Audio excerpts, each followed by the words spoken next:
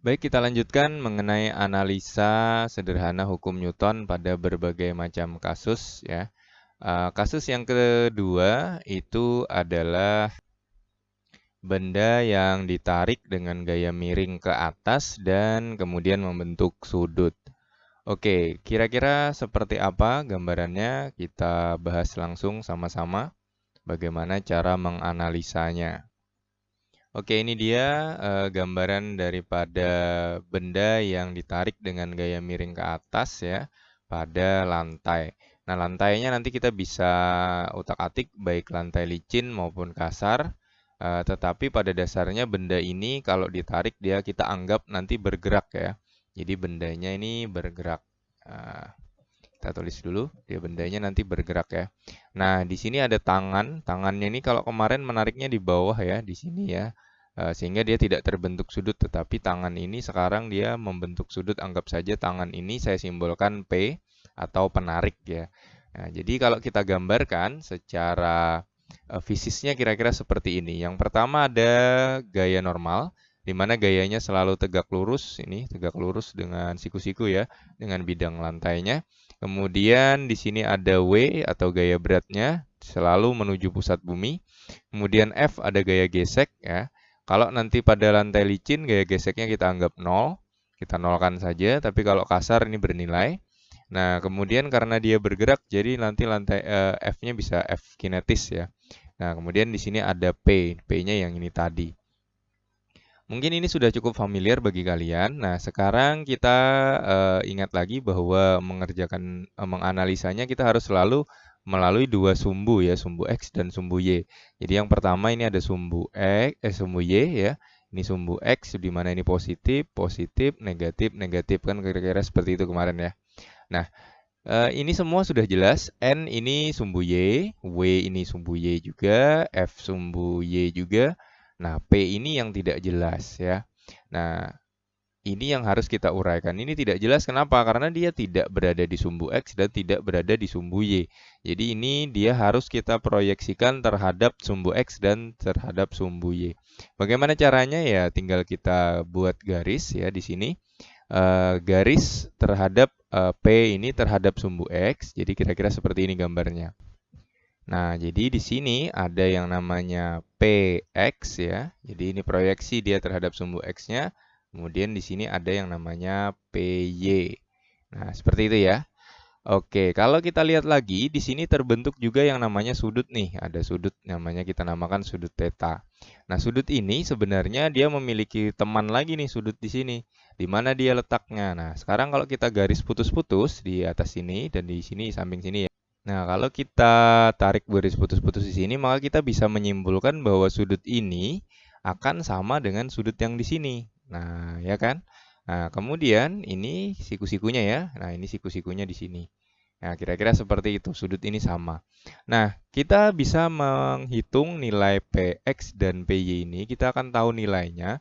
Karena yang kita perlukan di sini kan cuma dua ya. Antara sumbu X dan sumbu Y. Nah, sementara P ini kan tidak jelas dia. Jadi harus kita proyeksikan ke PX dan PY. Sekarang kita cari nilai PX dan PY. Nah, kalau kalian ingat trigonometri yang kemarin seperti gerak parabola, maka akan sangat mudah nih. Nah, kita tahu ya, kalau misalkan saya punya segitiga, saya gambar dulu segitiganya. Nah, yang sisi ini saya namakan sisi miring ya. Kemudian ini sisinya namanya saya samping. Kenapa samping? Karena ini samping sudut, ini miring yang paling panjang ya, miring ya. Kemudian ini adalah depan. Cara mengingatnya itu adalah sin demi ya. Sin demi itu maksudnya depan dibagi miring ya. Kemudian sorry ini cos sin theta ya, sin theta. Oke, cos theta atau cos sami berarti samping dibagi miring. Nah, ini aturan sederhana. Kemudian tan desa, depan dibagi samping. Nah, ini adalah aturan trigonometri untuk mencari nilai-nilai daripada panjang segitiga ini ya. Nah, sekarang kita coba masukkan nilai, kita mau mencari nilai PX ya, PX. Berarti PX ini anggap sebuah segitiga, di mana ini adalah sudut dan di sini adalah miring. Ini namanya samping ya. Jadi miring dan samping, maka kita bisa menggunakan perbandingan cos theta. Jadi kita ambil sini cos theta sama dengan ini samping bagi miring ya. Samping dibagi miring, di mana sampingnya itu adalah PX ya. Kemudian dibagi miringnya adalah P. Ya, kemudian di sini adalah cos theta. Kalau kita kali silang, P cos theta sama dengan PX. Nah, maka nilai PX ini bisa kita tuliskan sebagai P cos theta ya, seperti itu ya. Nah, kemudian kita punya menghitung lagi yang satunya yaitu PY. Kita mau tahu perbandingan ini. Di sini sudut di sini, ini adalah depan dan ini adalah miring. Berarti kita menggunakan perbandingan sin theta ya. Oke, kita potong sini ya. Nah, sin theta adalah sorry. Saya ganti warna ya. Sin theta itu adalah depan bagi miring ya. Nah, kemudian depannya itu adalah PY per P, kemudian sin theta. Berarti PY itu adalah P sin theta. Berarti nilai PY ini adalah P sin theta. Nah, kalau kita sudah selesai melakukan ini, ya, sekarang kita bisa analisa secara lebih jauh. Karena apa? Karena nilai sumbu X dan sumbu Y sudah terpenuhi. Sekarang kita cek dulu satu-satu. Sumbu Y itu ada N, PY, dan W. Sumbu X itu ada F dan PX. Sumbu P ini tadi sudah terwakili oleh sumbu PX dan PY. Jadi selesai dia urusannya. Oke, sekarang bagaimana cara menganalisanya? Kita analisa satu persatu tiap sumbu. Analisa pertama kita akan gunakan lantainya licin ya. Nah, kita akan gunakan lantai licin. Jadi kalau lantai licin, F-nya sama dengan 0. Jadi ini boleh kita tulis sama dengan 0. Nah, sekarang kita punya sumbu X ya. Sumbu Y dulu. Nah, sumbu Y. Lihat sumbu Y. Sumbu Y ini ya, nah, kita tulis dulu sigma Fy sama dengan 0. Kenapa 0? Karena benda ini tidak terbang ke atas, tetapi dia geraknya ke samping ya. Jadi dia pada sumbu Y dia 0 atau diam. Maka hukum 1 Newton yang kita pakai. Oke, sekarang jumlah gaya yang ada pada sumbu Y itu yang pertama adalah plus N, kemudian plus PY, min W sama dengan 0. Kenapa? Min ya, karena dia ke bawah, satu ke bawah, arahnya ke bawah, ini yang dua ke atas, positif. Oke, jadi sekarang kalau kita mau mencari N, plus PY sama dengan W, kalau N sama dengan W dikurang PY. Nah, berarti gaya normal yang ada pada kasus ini itu adalah N sama dengan W min PY, di mana PY-nya kita tahu adalah N sama dengan W min PY adalah P sin theta. Oke, cukup jelas ya. Nah, sekarang kita akan masuk ke sumbu X. Ya, sumbu X sekarang. Nah, sumbu X tinggal kita tulis sigma Fx sama dengan M dikali A, karena dia bergerak ke sumbu X ini ya. Dia bergerak di sini. Berarti sigma Fx-nya apa aja yang ada sumbu X? Berarti plus Px min F sama dengan M dikali A. Ingat, karena lantainya adalah licin, berarti F sama dengan 0 karena licin ya. Ya, berarti tersisa PX sama dengan M dikali A. Berarti PX itu adalah P cos theta sama dengan A per M. Di sini ya. Nah, ini kalau lantainya licin. Kalau lantainya kasar, bagaimana kalau lantainya kasar? Nah, sumbu Y tetap sama. Ya, kalau lantai kasar tetap sama sumbu Y-nya. Akan tetapi pada sumbu X-nya akan berbeda. Seperti apa? Oke, kita coba analisa.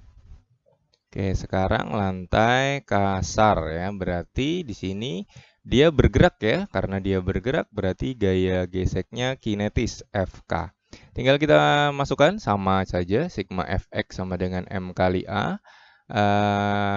Yang pertama adalah positif PX ya dikurang FK. Kenapa ini minus ya? Karena diarah ke kiri, ini arah ke kanan, jadi berlawanan, jadi min FK sama dengan M dikali A. PX-nya kita langsung masukkan saja, P cos theta dikurang FK. Jangan lupa rumusnya, video sebelumnya kalian tonton lagi kalau lupa. FK itu adalah mu K dikali N sama dengan M dikali A. Nah, kita uraikan N-nya apa? N-nya yang ini, ya, berarti P cos theta min mu K dalam kurung. Nah, W min P sin theta, ya, ini minus ya, tutup kurung sama dengan M dikali A. Berarti A itu sama dengan P cos theta min mu K dikali dalam kurung.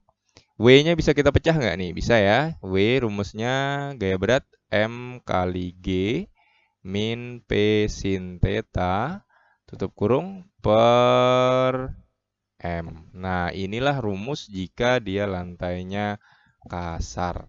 Ya, agak sedikit panjang ya. Nah, ini rumus ini tidak perlu kalian hafalkan. Ini cukup kalian tahu bagaimana cara mencari rumusnya. Jadi kalau kalian sudah tahu cara mencari rumusnya, nanti akan mudah sekali mengerjakan soal-soal yang ada. Lalu bagaimana penerapannya? Nah, tinggal dimasukkan saja nih. Misalkan masanya, misal ya nanti masa misalkan ada 10 kilo. Ya kalian masukkan rumusnya di sini. Percepatan gravitasi 10. Kemudian P-nya misalkan ini ada 100 Newton misalkan. Ya tinggal kalian masukkan ke sebelah sini. Ya. Kemudian apalagi ya? Sudutnya misalkan 30 derajat misalkan. Nih. Ya kalian tinggal masukkan 30 derajat. Sin 30 derajat berapa? Cos 30 derajat berapa? Udah gitu doang, nanti ketemu A-nya. Nah, rumus-rumus ini nanti akan bisa A-nya ini bisa kita aplikasikan pada rumus-rumus yang GLBB kemarin. Ada VT sama dengan V0 plus AT. Ini A ya, A-nya bisa kalian pakai nih. Nah, kalian kalau ditanya nanti kecepatan akhirnya berapa, gunakan rumus ini. Kemudian misalkan ada lagi VT kuadrat, V0 kuadrat plus 2A delta X misalkan. Nah, kalau mau mencari jaraknya, ya ini jarak nih. Jarak ya, jarak tempuhnya berapa. Yang ditempuh setelah ditarik, ya misalkan ya kalian cari A-nya, masukkan lagi ke rumus ini. Jadi agak-agak semakin panjang nanti cara penyelesaiannya. Tetapi ini sebenarnya mudah saja, sangat-sangat mudah bagi kalian yang memahami. Oh ya, sebagai penutup saya tampilkan kepada kalian keterangan-keterangannya biar tidak lupa ya. Oke, ini keterangan daripada rumus-rumus yang kita pakai hari ini. Oke, ini keterangannya ya. N gaya normal, W gaya berat, F gaya tarik ya. Tadi P ya, kita pakai P ya. Nah, ini P. P itu gaya tarik ya. F gaya gesek dan seterusnya. Oke, kira-kira demikian kasus 2. Sampai jumpa di kasus selanjutnya. Bye-bye.